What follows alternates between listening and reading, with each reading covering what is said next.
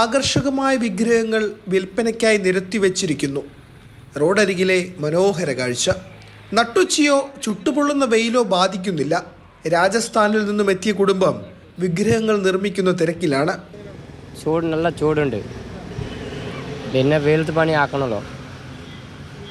ഈ വെയിലത്ത് പണിയാക്കുമ്പോൾ കസ്റ്റമർ വരുമ്പോൾ മടിക്ക് പോകും. സാധനം കിട്ടാത്ത മടിക്ക് പോകും. അത് ഉണ്ടാക്കുന്നുണ്ട് വെയിലത്തണി. കുറേ ബുദ്ധിമുട്ടുണ്ട്. ഉണ്ടാക്കിയത് കാര്യമുണ്ടല്ലോ. എല്ലാം പിന്നെ വന്നിട്ട് നാട്ടിൽ നിന്ന് വണ്ടി ഒരാഴ്ചയായി. ഇപ്പോൾ സ്റ്റാർട്ടിങ് തുടങ്ങുന്നതാണ്. 4 വർഷം മുൻപ് കണ്ണൂരിലെത്തിയതാണ്.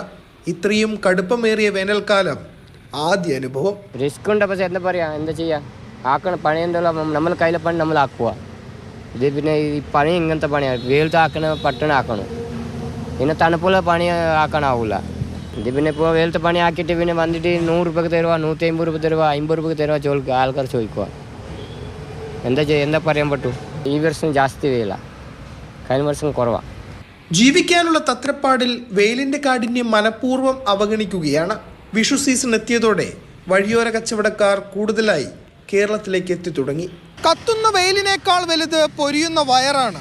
അതുകൊണ്ട് ചൂടിന് കാഠിന്യമേറിയാലും ഇവർ ജോലി തുടർന്നുകൊണ്ടേയിരിക്കും.